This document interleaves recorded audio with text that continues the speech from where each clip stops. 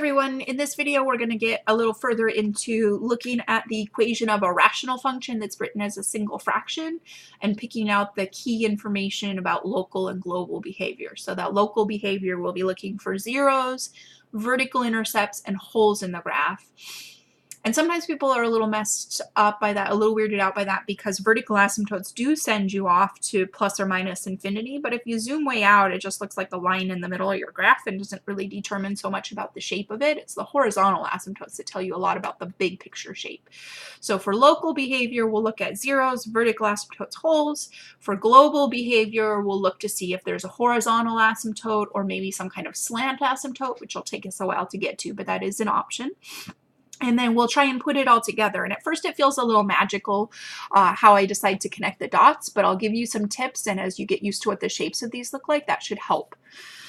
So we always want them written as a single fraction, and then what we're trying to do is glean all of this information by looking at the top of the fraction or the bottom of the fraction, or what happens between the top and the bottom when x is really big.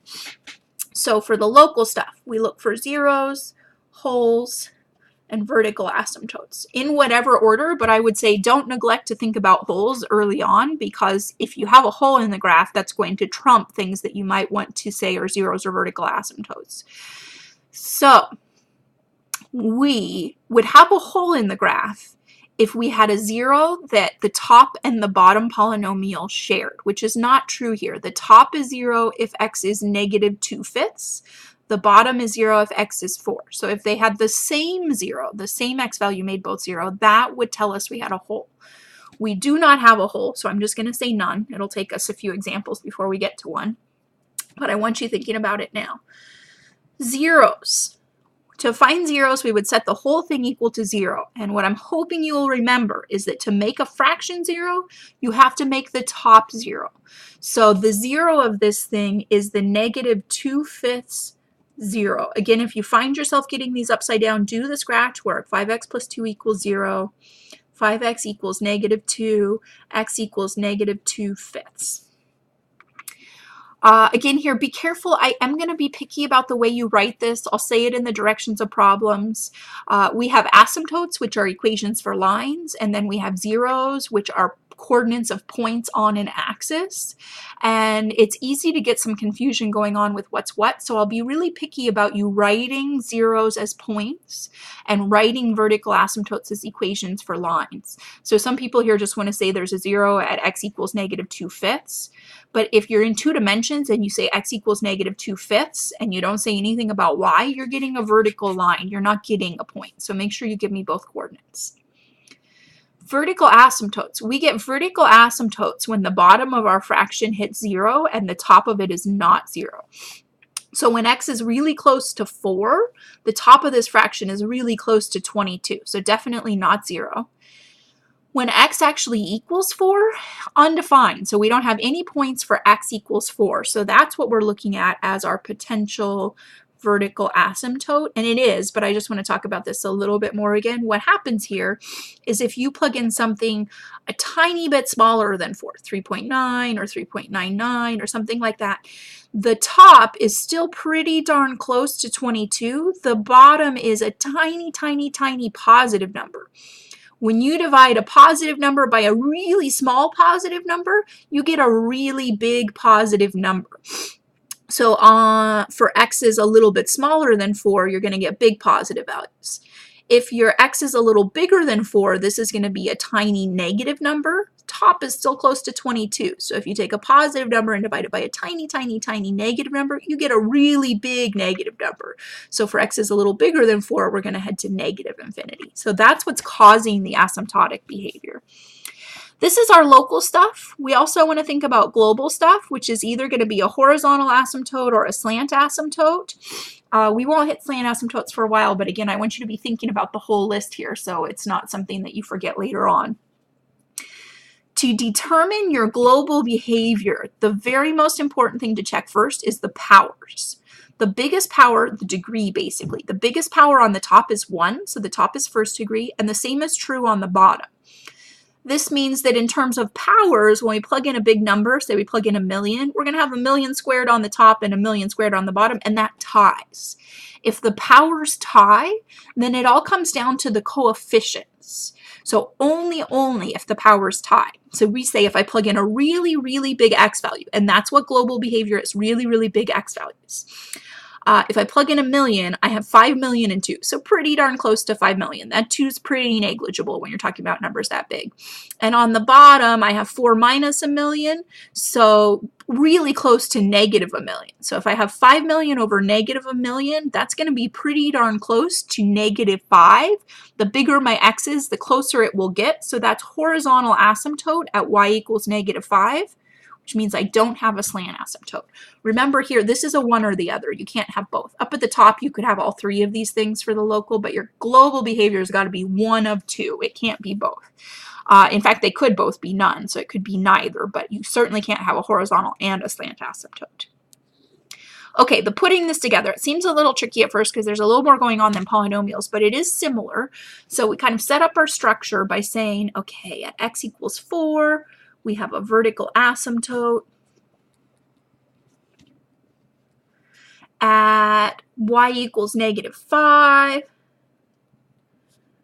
we have a horizontal asymptote. Make sure you draw these in. I need to actually see exactly where they are. So draw in that dashed line and label it.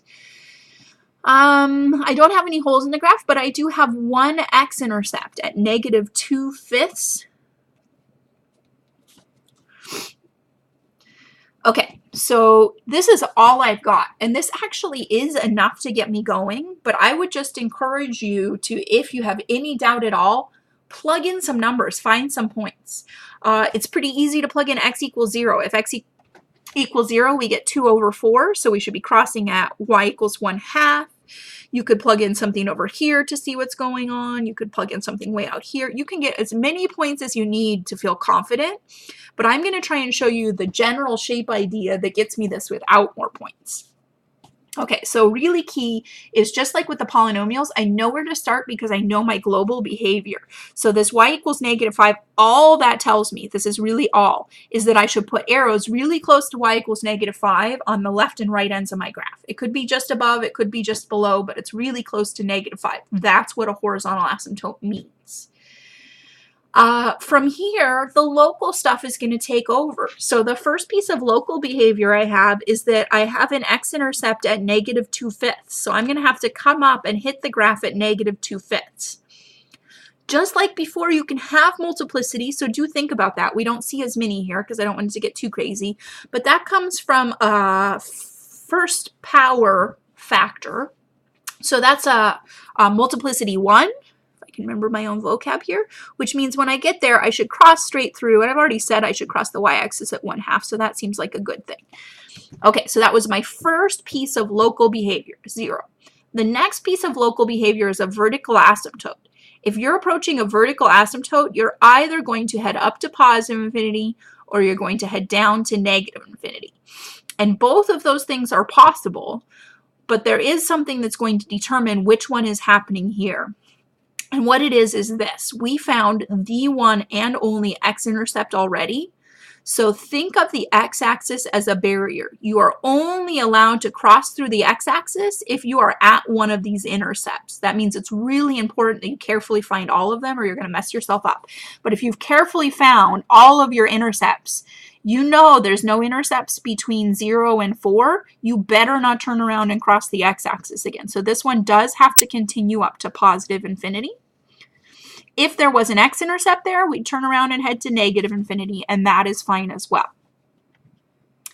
While I'm thinking of it, let me just point out that if you turn around and head to negative infinity, you're going to cross your horizontal asymptote, and I could care less about crossing your horizontal asymptote. There is nothing about horizontal asymptotes that says don't cross me. Again, really, drawing this line is almost too much.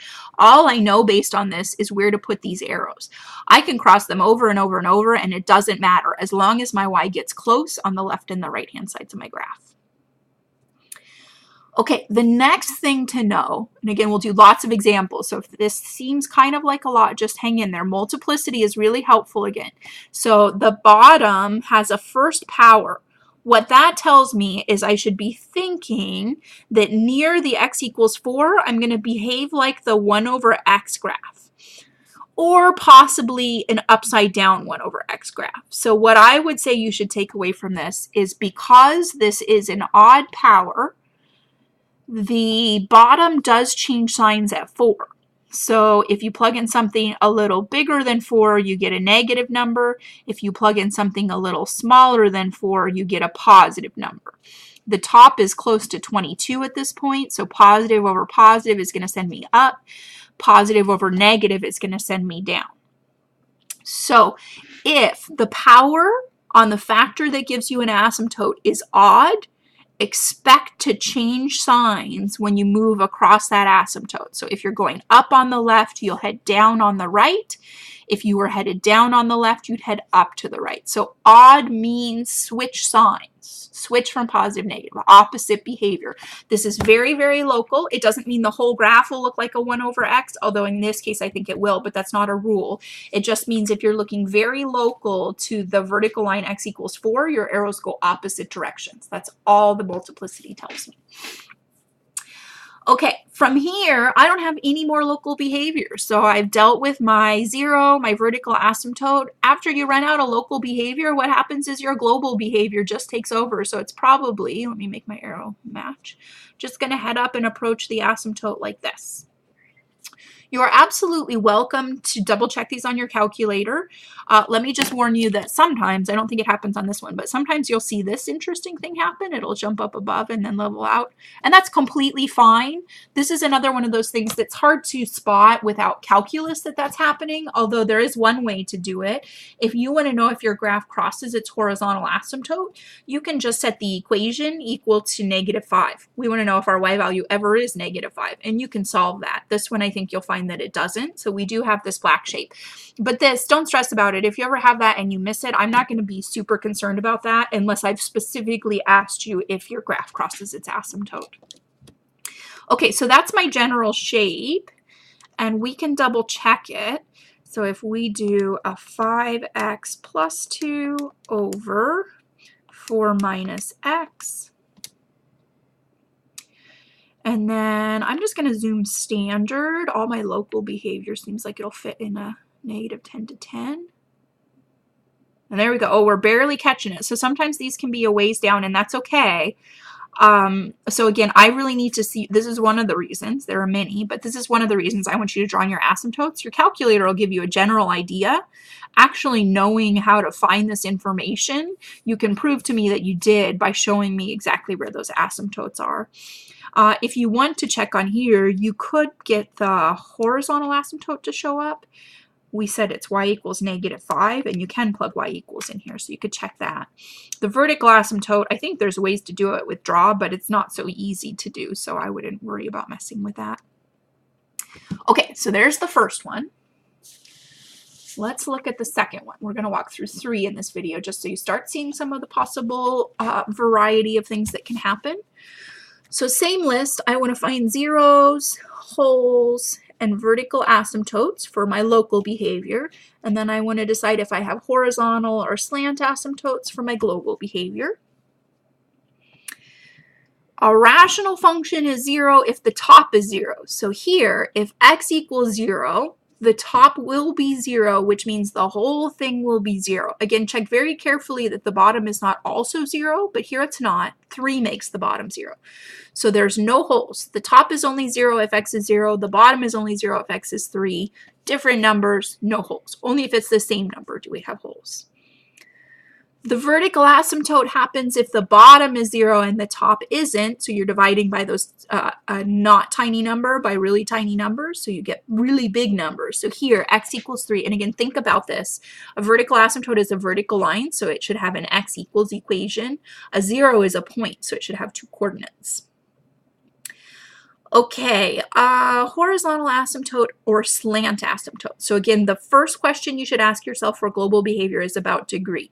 The top is first degree and the bottom is second degree. So if we're plugging in 1,000,000, the top is going to be in the ballpark, not even in the ballpark, exactly 4 million. The bottom is going to be in the ballpark of 1 million squared, slightly less than that, but really close. So in this case, it doesn't even matter that I'm multiplying 1 million by 4. In the bottom, I'm multiplying 1 million by 1 million, which completely dominates this fraction. So this fraction is a big number over a way bigger number. You could even think if I cancel out 1 million, this is something like 4 over 1 million. So if your fraction has a really big denominator, your y values are going to get really small. So it doesn't matter if there's a 4 next to your x or a 6 next to your x or a -1 next to your x.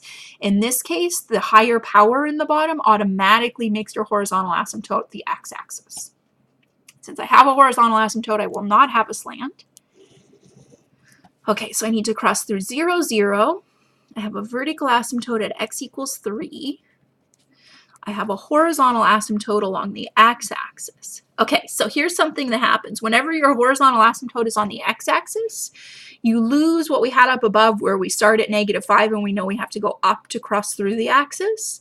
Here, I start near 0 and I could do one of two things. I could, you generally drift away a little bit, cross going this way, or I could cross going this way.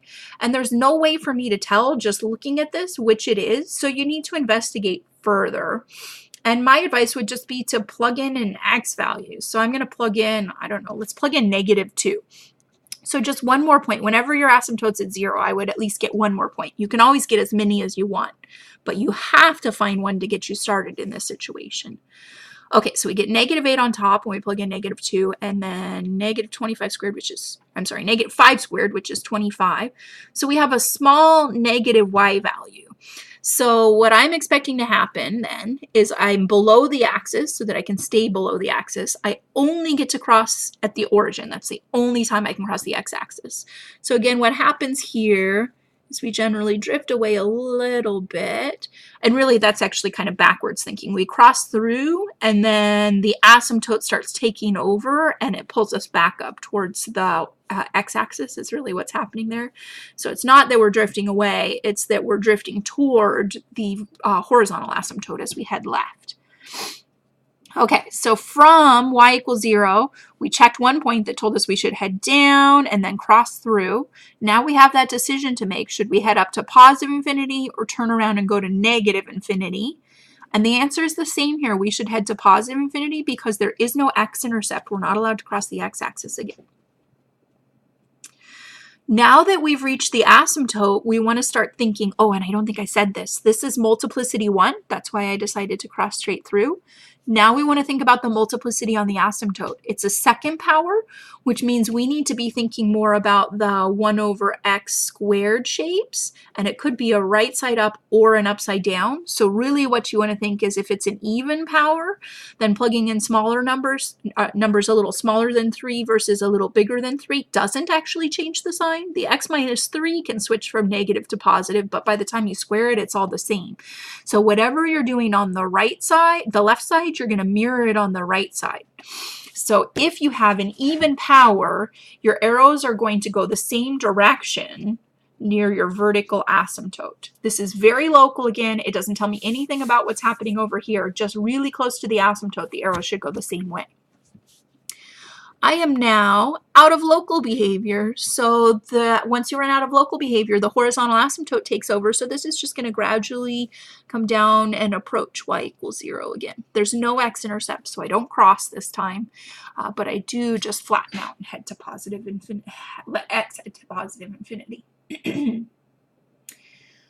Okay, one more in this video, and then I will give you a break before we start into some messier stuff.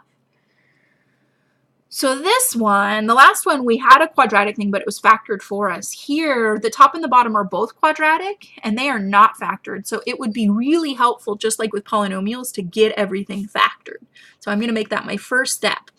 I need an x and an x, and then factors of -15 that give me -2. That should be a -5 and a +3. On the bottom, I have to do a 2x and an x, so it's a little trickier. I get to place a 1 and a 2, and I'm trying to get 3.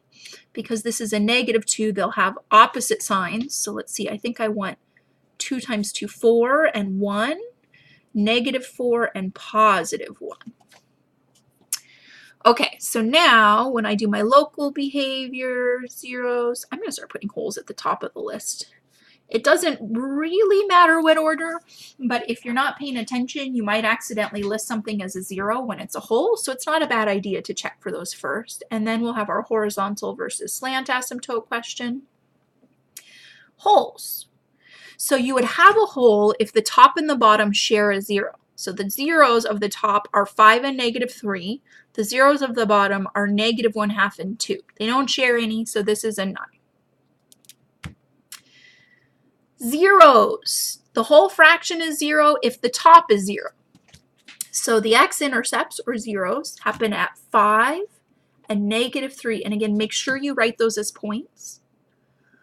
Vertical asymptotes. Vertical asymptotes happen when your denominator is 0 and your top isn't. So the top is something that's not really close to 0. And then the bottom is a tiny, tiny positive or negative number. And that makes your y values go really big or really small. So those happen at the zeros of the bottom, which is x equals -1/2, x equals 2. And the x equals is important. If you specify x is -1/2 and you don't specify y, that gives you a vertical line, which is exactly what you want. Global behavior. If x is really, really big here, it starts to get a little more interesting. If you plug in 1,000,000 in the top, and again, you can think even bigger if you want, so pick a big number to keep in your head, you're going to get 1,000,000 squared minus 2,000,000 minus 15. I'm certainly not impressed by subtracting 15 when I'm talking about 1,000,000 squared. So what does the million have? 6 zeros. So that's a 1 and 12 zeros.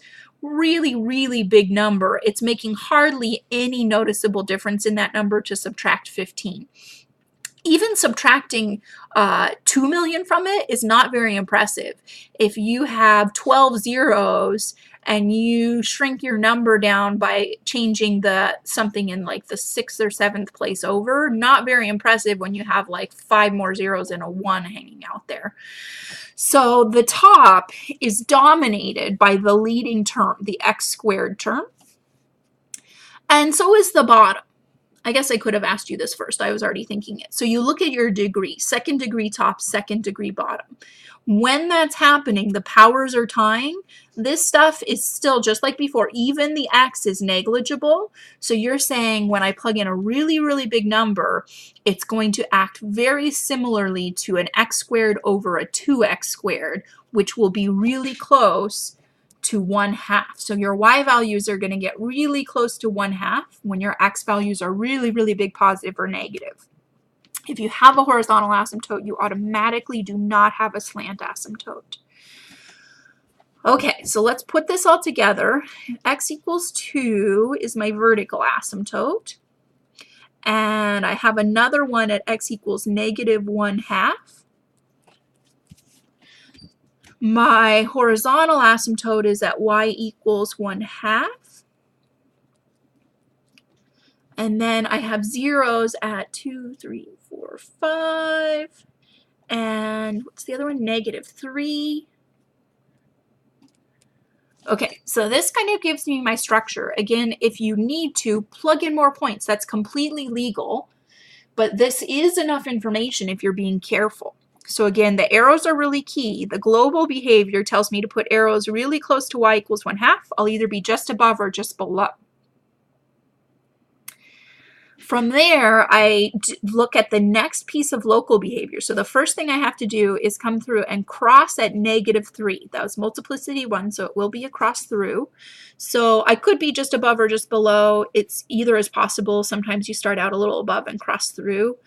I don't really care. Doesn't make a huge difference in my shape here. The next piece of local information is the vertical asymptote at -2. Since I don't have another intercept, I can't turn around and head back up, so I'm just going to continue heading down to -infinity. So once you get below the x-axis, you're stuck there unless you flip directions on an asymptote or cross through at an intercept. X equals -2 came from this factor right here that has multiplicity 1. Anytime there's an odd power, you're going to change signs. So here we have negative y values. Over here we should have positive y values. The next piece of local behavior is another vertical asymptote. So this is the first one we've seen that has 2 vertical asymptotes. They can have a whole bunch of them. And the decision-making process here is the same. Your choices are either you're going to head to negative infinity or you're going to turn back around and head to positive infinity.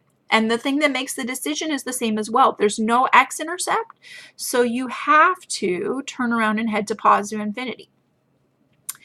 A lot of times these end up being way up high, and so this is another one like the polynomials where I don't care that much about your vertical scale. I do want to see that horizontal asymptote, but the fact that you recognize that there's something in the middle is really important, so show it to me. If you're checking on your calculator, you might not see it because it might be way up high somewhere.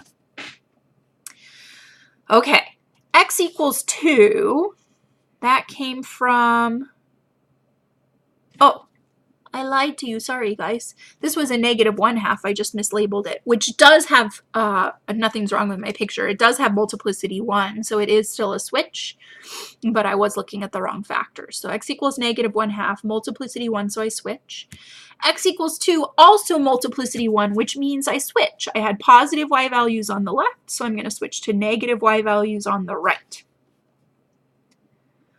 The last piece of local behavior I have is this intercept at 5. This is also multiplicity 1, so I'm going to cross straight through, and then my global behavior will take over. So I'm just going to approach that y equals 1/2.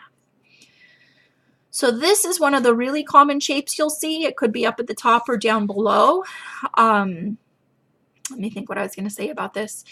You will get this shape in between asymptotes whenever there's not an intercept in the middle. And actually, even if there is one, if it's a bounce, you'll still get this shape. Another thing, the horizontal asymptote doesn't have any impact on this part of the graph, so sometimes it'll come down below, sometimes it'll be way up above. It has nothing to do with that. And I think I had one more thing I was going to say. Yes. Domain is actually kind of helpful here. If you think about the domain of this function, it is all real numbers but 2 and -1/2. And that statement right there, which is a true statement, is one of the things that tells me for sure there should be something in between your asymptotes. So whenever you're graphing a rational function, there should be something for every single x values except those that give you vertical asymptotes and holes. All right, thanks for watching that long one.